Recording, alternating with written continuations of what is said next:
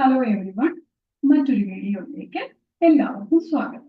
Okay, ഇന്ന് നമ്മൾ GIT related ആയിട്ടുള്ള ഒരു കണ്ടീഷനാണ് ഇന്ന് ഡിസ്കസ് ചെയ്യുന്നത്. അതായത് oesophageal atresia and tracheo oesophageal fistula. Okay, അപ്പൊ അതിനകത്ത് ഈ ഈസോഫേജിയൽ എട്രീഷ്യ എന്ന വാക്കുകൊണ്ട് ഉദ്ദേശിക്കുന്നത് ഒരു ആബ്സെൻസ് എന്നാണ്.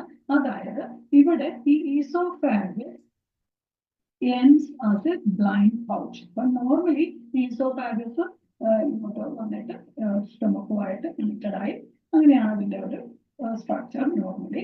പക്ഷെ ഇവിടെ oesophagus ends as a blind pouch. Okay, ഇനി മറ്റൊരു സിറ്റുവേഷൻ എന്ന് പറയുന്നത് ട്രക്കിയോ ഈസോഫാജിയൽ ഫിസ്റ്റുല. അപ്പൊ ഈ ട്രക്കിയ അതായത് വിൻഡ് പൈപ്പ് എന്ന് പറയും, അത് നമ്മുടെ റെസ്പിറേറ്ററി സിസ്റ്റമിന്റെ ഭാഗമാണ്. അപ്പം ഇവിടെ ഈ ട്രക്കിയായും ഈസോഫാഗസും തമ്മിൽ ഒരു അബ്നോർമൽ കണക്ഷൻ, അതാണ് ഈ ഫിസ്റ്റുല എന്ന വാക്കുകൊണ്ട് ഉദ്ദേശിക്കുന്നത്. അപ്പോൾ ചില കേസിൽ ഇത് ഈസോഫാജിയൽ അട്രീഷ്യ മാത്രമാകാം, ചില കേസിൽ ട്രക്കിയോ ഈസോഫാജിയൽ ഫിസ്റ്റുലയും ഉണ്ടാകാം, അല്ലെങ്കിൽ ട്രക്കിയോ ഈസോഫാജിയൽ ഫിസ്റ്റുല മാത്രമായിട്ട് ഉണ്ടാകാം. ഓക്കെ, ഇതൊരു കൺജനിറ്റൽ കണ്ടീഷനാണ്. അതുപോലെ തന്നെ ഇത് യൂഷ്വലി അറ്റ് ബർത്ത് തന്നെ നമ്മളിത് ഡയഗ്നോസ് ചെയ്യാറുണ്ട്. ഈവൻ ബിഫോർ ബർത്ത് ഒക്കെ ചില ഡയഗ്നോസ്റ്റിക് ടെസ്റ്റുകളിൽ നമ്മളിത് കണ്ടുപിടിക്കാറല്ല, നമ്മൾ സസ്പെക്ട് ചെയ്യാറുണ്ട്. അപ്പോൾ അങ്ങനെ ഇത് നമുക്ക് നേരത്തെ തന്നെ ഇങ്ങനെ ചെറിയ പോസിബിലിറ്റി ഉണ്ട് എന്നൊക്കെ നമ്മൾ കണ്ടുപിടിക്കാറുണ്ട്. എനിവേ ഇത് നമ്മൾ ബേബി ആഫ്റ്റർ ബർത്ത് ആണ് നമ്മളിത് കൺഫേം ചെയ്യുന്നത്, അല്ല ഡയഗ്നോസ് ചെയ്യുന്നത്. അതിന്റെ കുറച്ച് ക്ലിനിക്കൽ ഫീച്ചേഴ്സും പിന്നെ വൺസ് നമ്മൾ ഡയഗ്നോസ് ചെയ്ത് കഴിഞ്ഞാൽ എങ്ങനെ ഇതിനെ മാനേജ് ചെയ്യാം, ഓക്കെ, എന്നൊക്കെയുള്ള കാര്യങ്ങളാണ് നമ്മളിവിടെ ഇന്ന് ഡിസ്കസ് ചെയ്യുന്നത്. ഓക്കെ, അപ്പൊ ഈ ജസ്റ്റ് ഈ പിക്ചർ ഞാനൊന്ന് എക്സ്പ്ലെയിൻ ചെയ്യാം. ഇവിടെ ഈസോഫേജിയൽ അട്രീഷ്യ മാത്രമേ ഉള്ളൂ, oesophagus ends as a blind pouch. Okay, ഇനി ഇവിടെ ഈസോഫേജിയൽ അട്രീഷ്യ ഉണ്ട്, അതുപോലെ തന്നെ ട്രക്കിയോ ഈസോഫേജിയൽ ഫിസ്റ്റുലയും ഉണ്ട്.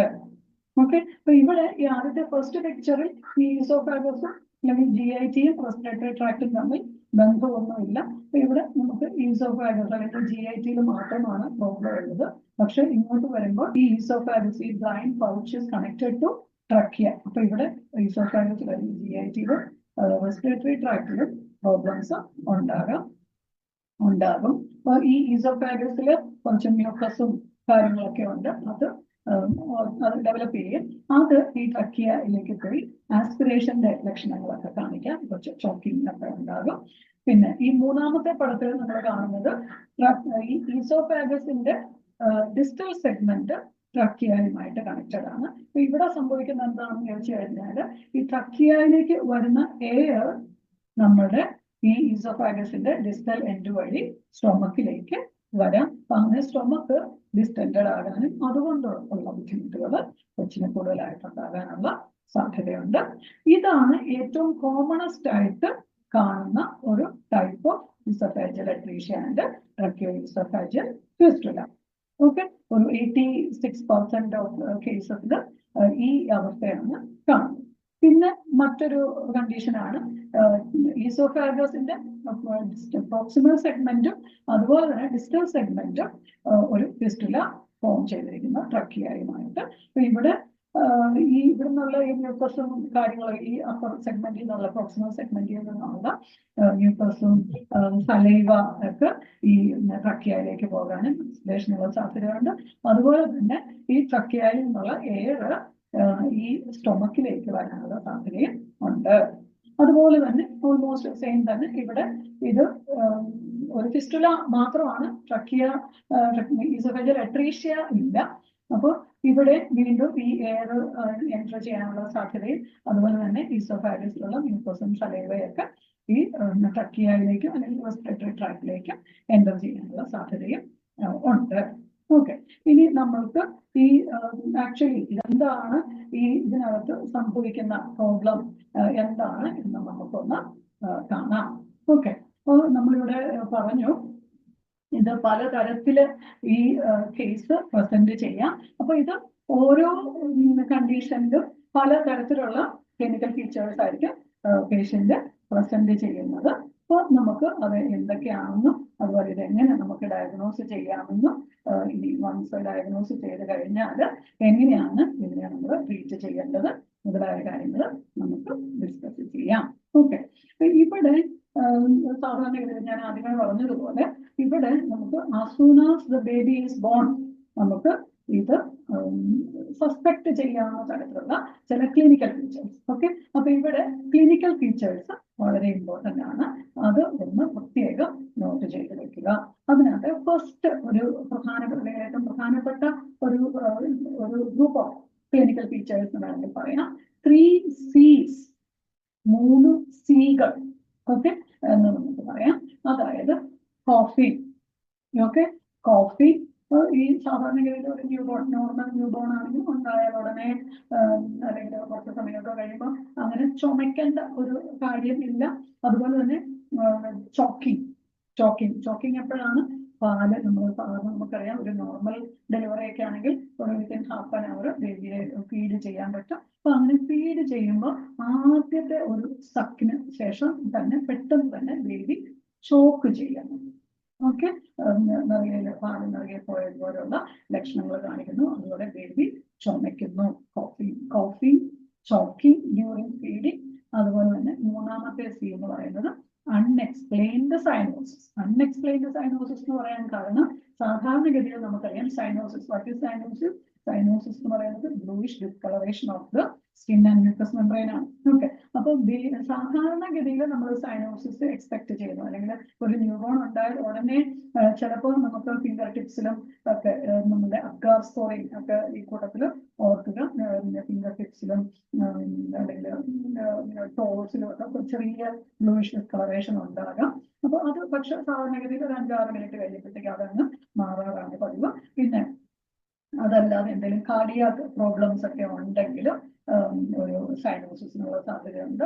പിന്നെ അതുപോലെ കുറച്ച് സീരിയസ് ആയിട്ടുള്ള കാർഡിയാക് ഡിസോർഡേഴ്സ് ഒക്കെ ആണെങ്കിൽ ചുണ്ടിലും ഒക്കെ സർക്കം ഓറൽ സൈനോസിസും അങ്ങനെ നമ്മുടെ സെൻട്രൽ സൈനോസിസിന്റെ ലക്ഷണങ്ങളും ഒക്കെ കാണിക്കാം. പക്ഷെ ഇവിടെ അങ്ങനത്തെ കാർഡിയാക് അബ്നോർമാലിറ്റി ഒന്നും ഇല്ലാത്ത കേസിൽ ഒരു അൺഎക്സ്പ്ലെയിൻഡ് സൈനോസിസ് ഉണ്ടായാൽ പലപ്പോഴും നമുക്ക് ഒരു സംശയിക്കാവുന്ന ഒരു പ്രോബ്ലം എന്ന് പറയുന്നത് ഈ ഈസോഫേജിയൽ അട്രീഷ്യ അല്ലെങ്കിൽ ട്രക്കിയോഈസോഫേജിയൽ ഫിസ്റ്റുല ആണെന്ന് ഓർക്കുക. ഓക്കെ, പിന്നെ അതുപോലെ ഫ്രോത്തി സലൈവ. ഓക്കെ, ഇവിടെ വീണ്ടും ഓർക്കുക, സാധാരണഗതിയിൽ നമ്മളൊരു ന്യൂബോണിനെ, ഒരു നോർമൽ ന്യൂബോണിനെ നമ്മൾ ഒബ്സർവ് ചെയ്യുമ്പോൾ ഒരു കാരണവശാലും ഈ ന്യൂബോണിന്റെ വായിൽ നിന്ന് ഒന്നും പുറത്തേക്ക് അങ്ങനെ സെക്രീഷൻ സലൈവ പ്രൊഡക്ഷൻ തന്നെ അവർക്ക് പതുക്കെയാണ് ഉണ്ടായി വരുന്നത്. അവരുടെ വായിൽ ജസ്റ്റ് മ്യൂക്കസ് ഒക്കെയാണ് ഉള്ളത്. അപ്പൊ അങ്ങനെ ഒരു ഫ്രോത്തി സലൈവ ഉണ്ടാകാനുള്ള സാധ്യത തീരെയില്ല. അതുപോലെ തന്നെ ഇവിടെ വായിൽ നിന്ന് മാത്രമല്ല മൂക്കിക്കൂടെ ഓക്കെ, പിന്നെ അതുപോലെ എക്സസീവ് ബ്രൂളിങ്. അപ്പൊ അങ്ങനെ ബേബിയുടെ വായിക്കൂടെയോ മൂക്കിക്കൂടെയോ ഒക്കെ എന്തെങ്കിലും ഒരു ഡ്രെയിനേജ് സലൈവ അല്ലെങ്കിൽ വാട്ടർ ഇട്ട് അങ്ങനെ വരുന്നുണ്ടെങ്കിൽ അവിടെ എന്തോ ഒരു കുഴപ്പമുണ്ടെന്ന് സംശയിക്കേണ്ടിയിരിക്കുന്നു. ഓക്കെ, പിന്നെ അടുത്തത് റീഗർജിറ്റേഷൻ വീണ്ടും നമ്മൾ ചിലപ്പോഴൊക്കെ നമ്മൾ പറയും ചില ഇൻഫ്ലുവൻസ് പാലൊക്കെ കുറിച്ച് കഴിയുമ്പോൾ പെട്ടെന്ന് കക്കാനൊക്കെ ഉള്ള സാധ്യതയുണ്ട്. പക്ഷെ ഇവിടെ അത് കുറച്ചെന്നല്ല വളരെയേറെ കൂടുതലാകാം. പിന്നെ അതുപോലെ വോമിറ്റിംഗ് ഉണ്ടാകാം. അതുപോലെ അബ്ഡോമിനൽ ഡിസ്റ്റൻഷനുള്ള സാധ്യത നമ്മൾ ആ പടത്തിനകത്ത് കണ്ടു. ഈ ട്രക്കിയയുമായിട്ട് ഫിസ്റ്റുല ഉണ്ടെങ്കിൽ പ്രത്യേകിച്ച് നമ്മുടെ distal segment of the oesophagus is connected to trachea. അങ്ങനെ ആണെങ്കിൽ അവിടെ അബ്ഡോമിനൽ ഡിസ്റ്റൻഷൻ ഉള്ള സാധ്യതയുണ്ട്. പക്ഷെ ഈസോഫാജിയൽ അട്രീഷ്യ മാത്രം ആണ്, ഫിസ്റ്റുല ഇല്ല എങ്കിൽ സ്റ്റൊമക്ക് ഒട്ടും ഡിസ്റ്റൻഡ് ആയിരിക്കില്ല, സ്റ്റൊമക്ക് എംപ്റ്റി ആയിട്ട് ഇരിക്കും. പിന്നെ അതുപോലെ increased respiratory distress during and after feeding. നമുക്ക് പാല് കുടിച്ചാൽ പാല് കുടിക്കുമ്പോഴോ അതിനുശേഷവും ഒക്കെ ഭയങ്കരമായിട്ട് റെസ്പിറേറ്ററി ഡിസ്ട്രസ് കാണിക്കുന്നു. ഇത് എന്തായാലും തീർച്ചയായിട്ടും നോർമൽ അല്ല എന്ന് മനസ്സിലാക്കുക. ഓക്കെ, അപ്പോൾ നമ്മൾ ഇങ്ങനെ ചില കാര്യങ്ങൾ സസ്പെക്ട് ചെയ്യുന്നു ഉണ്ടെങ്കിൽ പെട്ടെന്ന് തന്നെ നമ്മൾ ബേബിയെ വാമറിൽ ഓക്സിജൻ ഒക്കെ കൊടുത്ത് നമുക്ക് പ്ലേസ് ചെയ്യാം. പിന്നെ അതുപോലെ ഇറ്റ് ഈസ് നെസസറി അല്ലെങ്കിൽ ഒരു റെസ്പിറേറ്ററി ഡിസ്ട്രസ് ഒക്കെ നമ്മൾ ഐഡന്റിഫൈ ചെയ്യുവാണെങ്കിൽ ചിലപ്പോൾ ഇൻറ്റുബേറ്റ് ചെയ്യുകയും മെക്കാനിക്കൽ വെന്റിലേഷൻ ഒക്കെ കൊടുക്കേണ്ടി വന്നേക്കാം. പിന്നെ അതുപോലെ നമ്മൾ GIT ആയിട്ട് റിലേറ്റഡ് ആയിട്ടുള്ള എന്ത് പ്രോബ്ലം നമ്മൾ സസ്പെക്ട് ചെയ്താലും പെട്ടെന്ന് തന്നെ നമ്മൾ NPO വെക്കുമ്പോൾ IV ഫ്ലൂയിഡ് സ്റ്റാർട്ട് ചെയ്യണം എന്നുള്ള കാര്യം മറന്നു പോകരുത്. പിന്നെ നമ്മൾ റെസ്പിറേറ്ററി സ്റ്റാറ്റസ് മോണിറ്റർ ചെയ്യുന്നു. പിന്നെ നമ്മൾ ഈ സെക്രീഷൻസ് നമ്മൾ സക്ഷൻ ചെയ്ത്, പ്രത്യേകിച്ച് ഈ ഇൻസോഫാഗിയൽ പൗച്ച് ആയിട്ടാണെങ്കിൽ നമുക്ക് ട്യൂബ് NG ട്യൂബ് നമുക്ക് ഇൻസേർട്ട് ചെയ്യണം, താഴെ പോകത്തില്ല. അപ്പോൾ അവിടെ അങ്ങനെ എന്തെങ്കിലും ഒരു തടസ്സം ഫീൽ ചെയ്യുന്നുണ്ടെങ്കിൽ വീണ്ടും ട്രൈ ചെയ്യരുത്. അപ്പോൾ നമ്മൾ മനസ്സിലാക്കണം ഇവിടെ എന്തോ പ്രോബ്ലം ഉണ്ട്. പിന്നെയാണ് നമ്മൾ അൾട്രാസൗണ്ട് സ്കാൻ ഒക്കെ ചെയ്യുമ്പോൾ നമുക്ക് ഇത് കറക്റ്റായിട്ട് ഡയഗ്നോസ് ചെയ്യാൻ പറ്റും. പിന്നെ അതുപോലെ നമ്മൾ ബേബിയെ ഒരു സുപ്പൈൻ പൊസിഷനിൽ, റൈറ്റ് പൊസിഷനിൽ കുറച്ച് ഒരു 30 ഡിഗ്രി ഒക്കെ ഹെഡിന്റെ സ്ലൈറ്റ്ലി എലിവേറ്റ് ചെയ്ത് വെക്കുക. കാരണം ആസ്പിറേഷൻ ഉണ്ടാകാതിരിക്കാൻ വേണ്ടിയിട്ടാണ്. പിന്നെ അതുപോലെ വായുവിന്റെ എന്തെങ്കിലുമൊക്കെ ഡ്രെയിനേജ് ഒക്കെ വരുന്നുണ്ടെങ്കിൽ അതൊക്കെ ട്രെയിൻ ചെയ്ത് പോകാൻ വേണ്ടിയിട്ടും കൂടെയാണ്. ഓക്കെ. പിന്നെ അതുപോലെ ഈ ബ്ലൈൻഡ് പൗച്ച് empty ആയിട്ട് കീപ്പ് ചെയ്യാൻ വേണ്ടിയിട്ട് നമ്മൾ സക്ഷൻ ഒക്കെ ചെയ്യുക. പിന്നെ അതുപോലെ നമ്മൾ ചില കേസിൽ നമ്മൾ ഗ്യാസ്ട്രോസ്റ്റോമി ട്യൂബ് ഇൻസേർട്ട് ചെയ്യാറുണ്ട്. ഗ്യാസ്ട്രോസ്റ്റോമി ട്യൂബ് ഇൻസേർട്ട് ചെയ്യുന്നതിന്റെ ഉദ്ദേശം നമ്മൾ ബേബിക്ക് ഫീഡ് ചെയ്യാൻ വേണ്ടിയിട്ട് അല്ല. നമ്മൾ ഈ പ്രീ ഓപ്പറേറ്റീവ്ലി നമ്മൾ ബേബിക്ക് ഫീഡ് കൊടുക്കുന്നത്. കാരണം നമ്മളിത് സർജിക്കൽ മാനേജ്മെന്റ് ആവശ്യമുള്ള ഒരു കണ്ടീഷൻ തന്നെയാണ്. അപ്പോൾ അതുകൊണ്ട് നമ്മൾ ചെയ്യുന്നത് എന്താണെന്ന് വെച്ച് കഴിഞ്ഞാൽ ഈ ഗ്യാസ്ട്രോസ്റ്റോമി ട്യൂബിൽ കൂടെ എന്തെങ്കിലുമൊക്കെ ഈ എയറും സംഭവങ്ങളൊക്കെ എൻറ്റർ ചെയ്യുന്നത്, നമ്മുടെ ഫിസ്റ്റുല ഉള്ള കണ്ടീഷനിൽ എയർ എൻറ്റർ ചെയ്യുന്നത് റിമൂവ് ചെയ്യാൻ വേണ്ടിയിട്ടാണ്. പിന്നെ അതുപോലെ നമ്മൾ ആന്റിബയോട്ടിക്സ് സ്റ്റാർട്ട് ചെയ്യുന്നു. പിന്നെ ഇവിടുത്തെ സർജിക്കൽ മാനേജ്മെന്റ് എന്ന് പറയുന്നത് depending upon the condition. Okay. അവിടെ അത് സർജറി ചെയ്ത് ഇപ്പോൾ ഫിസ്റ്റുല ആണെങ്കിൽ നമ്മൾ ഫിസ്റ്റുല ക്ലോസ് ചെയ്യുന്നു. പിന്നെ അതുപോലെ അക്രീഷ്യ ഒക്കെ ആണെങ്കിൽ ചിലപ്പോൾ നമ്മൾ അറ്റ് എ ടൈം നമുക്ക് സർജിക്കൽ മാനേജ്മെന്റ് ചെയ്യാൻ പറ്റത്തില്ല. അവിടെ നമ്മൾ ചിലപ്പോൾ കുറച്ച് സമയം എടുത്തിട്ടൊക്കെ അല്ലെങ്കിൽ പല സ്റ്റേജസ് ആയിട്ടാണ് നമ്മൾ സർജിക്കൽ മാനേജ്മെന്റ് ചെയ്യുന്നത്. പിന്നെ പോസ്റ്റ് ഓപ്പറേറ്റീവ്ലി നമ്മൾ ബേബിയെ മോണിറ്റർ ചെയ്യുക. ഓക്കെ. വീണ്ടും നേരത്തെ നമ്മൾ പറഞ്ഞതുപോലെ ABC എപ്പോഴും ഓർത്തിരിക്കുക. റെസ്പിറേറ്ററി സ്റ്റാറ്റസ്, കാരണം ഇവിടെ ഫിസ്റ്റുല ഒക്കെ ഉണ്ടെങ്കിൽ തീർച്ചയായിട്ടും റെസ്പിറേറ്ററി സ്റ്റാറ്റസ് വളരെ ഇമ്പോർട്ടൻ്റ് ആണ്. അതുപോലെ IV ഫ്ലൂയിഡ്സ്, ആന്റിബയോട്ടിക്സ് ഒക്കെ കൊടുക്കുക. പാരന്റൽ ന്യൂട്രീഷൻ ചിലപ്പോൾ വേണമെങ്കിൽ TPN, ടോട്ടൽ പാരന്റൽ ന്യൂട്രീഷൻ ഒക്കെ അത് ബേബിയുടെ കണ്ടീഷൻ അനുസരിച്ച്, ബേബി ഒത്തിരി വീക്ക് ഒക്കെ ആണെങ്കിൽ ചിലപ്പോൾ TPN ഒക്കെ വേണ്ടി വന്നേക്കാം. അതുപോലെ ഇൻടേക്ക് ഔട്ട്പുട്ട്, IV ഫ്ലൂയിഡ് കൊടുക്കുമ്പോൾ intake output, daily weight monitor ചെയ്യുക. പിന്നെ അതുപോലെ ഡീഹൈഡ്രേഷൻ ഒക്കെ ഉള്ള സാധ്യത, പ്രത്യേകിച്ച് ന്യൂ ബോണിൽ ഡീഹൈഡ്രേഷൻ ഉള്ള സാധ്യത വളരെ കൂടുതലാണ്. അവർക്ക് അഡിക്വേറ്റ് ആയിട്ട് ഫ്ലൂയിഡ് ഇൻടേക്ക് വളരെ ഇമ്പോർട്ടൻ്റ് ആണ്. പിന്നെ അതുപോലെ ഇപ്പോൾ ചെസ്റ്റ് ട്യൂബ്സ് ഒക്കെ ഉണ്ടെങ്കിൽ അതുപോലെ ചിലപ്പോൾ നമുക്ക് ഈസോഫാഗോസ്റ്റോമി ട്യൂബ് ഉണ്ടായിരിക്കും. അത് പലപ്പോഴും നമ്മൾ ഈസോഫാഗസിൽ ട്യൂബ് ഇടുന്നത് ഈ ഈസോഫാഗസിൽ ഉണ്ടാകുന്ന മ്യൂക്കസും സംഭവങ്ങളും ഒക്കെ അത് റിമൂവ് ചെയ്യാൻ വേണ്ടിയിട്ടാണ്. അപ്പോൾ അതിനെ നമ്മൾ മോണിറ്റർ ചെയ്യുക. പിന്നെ അതുപോലെ ഗ്യാസ്ട്രോസ്റ്റോമി ട്യൂബും ഞാൻ നേരത്തെ പറഞ്ഞതുപോലെ പോസ്റ്റ് ഓപ്പറേറ്റീവ്ലി നമ്മൾ പെട്ടെന്ന് തന്നെ ഫീഡൊന്നും കൊടുക്കുന്നില്ല. അപ്പോൾ അതിനെ നമ്മൾ ആദ്യത്തെ ഇമ്മീഡിയറ്റ് പോസ്റ്റ് ഓപ്പറേറ്റീവ് പീരിയഡിൽ നമ്മൾ ഇതിനകത്ത് പറയുന്ന ഡെയിലിയേജും ഒക്കെ നമ്മൾ റിമൂവ് ചെയ്യാൻ വേണ്ടിയിട്ട്. പിന്നെ അതിനുശേഷം ഒരു വൺസ് ഈ വോണ്ടെല്ലാം ഹീല് ചെയ്തതിന് ശേഷം നമ്മൾ അതൊക്കെ ഫീഡിങ് ഒക്കെ സ്റ്റാർട്ട് ചെയ്യാൻ പറ്റും. ഓക്കെ. അപ്പൊ അതുവരെ ഒരു 5 to 7 days നമ്മൾ ഇതിനെ ഈ ഡ്രെയിനേജിന് വേണ്ടി മാത്രമാണ് നമ്മൾ ഉപയോഗിക്കുന്നത്. പിന്നെ വൺസ് ഇത് ബേബി ഫീഡൊക്കെ ടോളറേറ്റ് ചെയ്യാൻ തുടങ്ങുമ്പോൾ നമുക്ക് പതുക്കെ ഗ്യാസ്ട്രോസ്റ്റോമി ട്യൂബിൽ കൂടെ ഇപ്പോൾ ഫീഡ് കൊടുക്കാൻ പറ്റും. പിന്നെ അത് കഴിഞ്ഞിട്ട് നമ്മൾ പതുക്കെ ഓറലി ഫുഡ് കൊടുക്കാൻ സ്റ്റാർട്ട് ചെയ്യുന്നു. പിന്നെ ഇവിടെ മെയിനായിട്ട് നമ്മുടെ ഈ ഈസോഫാഗോസ്റ്റോമി ട്യൂബ് മോണിറ്റർ ചെയ്യേണ്ടത് ഇമ്പോർട്ടൻ്റ് ആണ്. അവിടെ എന്തെങ്കിലും അവിടെ സ്കിന്നിന് എന്തെങ്കിലും റെഡ്നെസ്സോ എന്തെങ്കിലും ബ്രേക്ക്ഡൗണൊക്കെ ഉണ്ടോ അങ്ങനത്തെ കാര്യങ്ങളൊക്കെ മോണിറ്റർ ചെയ്യുക. അതുപോലെ പ്രൊട്ടക്റ്റീവ് ഓയിൻമെന്റ്, ബാരിയർ ഡ്രസ്സിങ് ഒക്കെ ഇമ്പോർട്ടൻ്റ് ആണ്. പിന്നെ അതുപോലെ നമ്മൾ ഓൾറെഡി ബേബിക്ക് ഫീഡ് കൊടുക്കുന്നതിന് മുൻപ് നമ്മൾ ബേബിയെ അതിനുവേണ്ടി റെഡിയാക്കേണ്ടതുണ്ട്.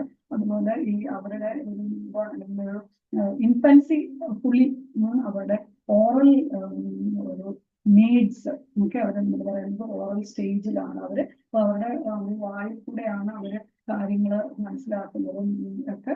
അപ്പൊ അതുകൊണ്ട് തന്നെ അതിന്റെ കുറെ ഡെവലപ്മെന്റിന്റെ കുറച്ച് വീഡിയോസ് ഒക്കെ ഞാൻ നേരത്തെ ചെയ്തിരുന്നു, അതൊക്കെ ഒന്ന് ശ്രദ്ധിക്കുക.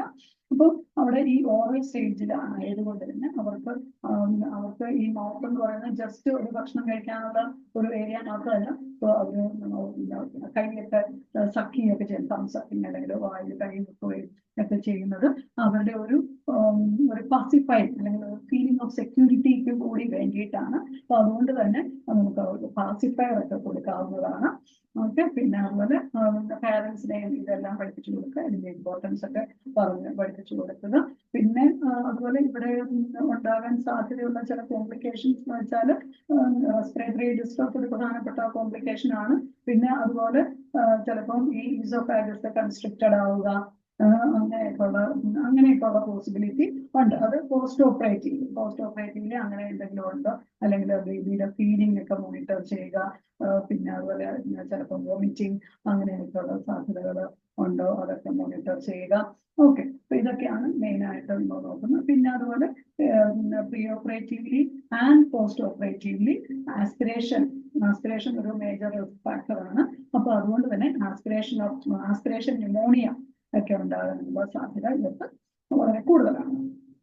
ഓക്കെ, അപ്പം ഇത്രയൊക്കെയാണ് ഈ ട്രക്കിയോസോഫേജൽ ഫിസ്റ്റുല ആൻഡ് ഈസോഫേജൽ അട്രീഷ്യ എന്ന ഈ രണ്ട് കണ്ടീഷൻസിനെ പറ്റി പറയുന്നത്. അപ്പൊ ഇതിനകത്ത് പ്രധാനമായിട്ടും ഓർത്തിരിക്കേണ്ടത് നമ്മൾ ആദ്യം പറഞ്ഞ ക്ലിനിക്കൽ ഫീച്ചേഴ്സ് ആണ്. നമ്മുടെ 3C, പിന്നെ അതുപോലെ ഈ പ്രോട്ടീൻ സലൈവ, അങ്ങനെയൊക്കെ ആ കാര്യങ്ങൾ പ്രത്യേകിച്ചൊന്ന് ഓർത്തിരിക്കുക.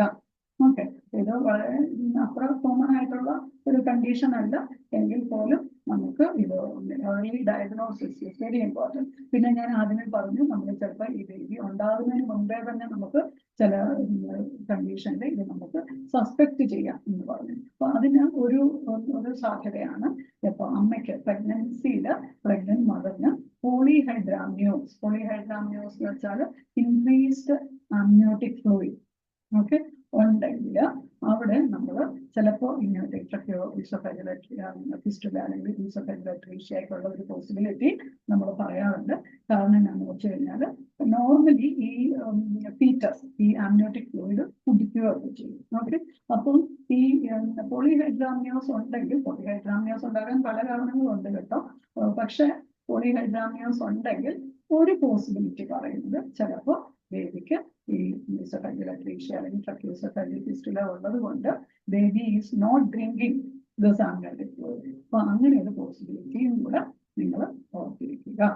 ഓക്കെ, ഇത് നമ്മുടെ ഈ എൻക്ലക്സാർ ക്വസ്റ്റ്യൻസിൽ വളരെ പ്രധാനപ്പെട്ട ഒരു ടോപ്പിക് തന്നെയാണ്. അത് മാത്രമല്ല മറ്റ് നമ്മുടെ പീഡിയാട്രിക് ക്വസ്റ്റ്യൻസിലും ഒക്കെ പഠിക്കുന്ന കുട്ടികൾക്ക്, അതുപോലെ child health nursing post graduation ഒക്കെ ചെയ്യുന്ന ആളുകളുണ്ടെങ്കിൽ അവർക്കുമൊക്കെ ഇത് ഈ വീഡിയോ പ്രയോജനപ്പെടുമെന്ന് വിചാരിക്കുന്നു. ഓക്കെ, മറ്റൊരു വീഡിയോയുമായിട്ട് ആദ്യം താമസിയാതെ വരുന്നതായിരിക്കും. Thank you for watching.